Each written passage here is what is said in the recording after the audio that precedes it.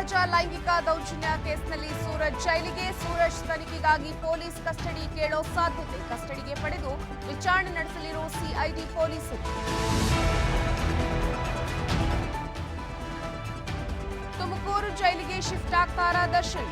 ಇಂದು 24A ಸಿಎಂಎಂ ಕೋರ್ಟ್ನಲ್ಲಿ ವಿಚಾರಣೆ. ತುಮಕೂರು ಜೈಲಿಗೆ ಶಿಫ್ಟ್ ಮಾಡಲು ಪೊಲೀಸರು ಮನವಿ. ಪ್ರಜ್ವಲ್ ರೇವಣ್ಣ ವಿರುದ್ಧ ಅತ್ಯಾಚಾರ ಪ್ರಕರಣ. ಇಂದು ಪ್ರಜ್ವಲ್ ಎಸ್ಐಟಿ ಕಸ್ಟಡಿ ವಿಚಾರಣೆ ಅಂತ್ಯ. ಎಸ್ಐಟಿಯಿಂದ ಇಂದು ಕೋರ್ಟ್ಗೆ ಪ್ರಜ್ವಲ್ ಹಾಜರು.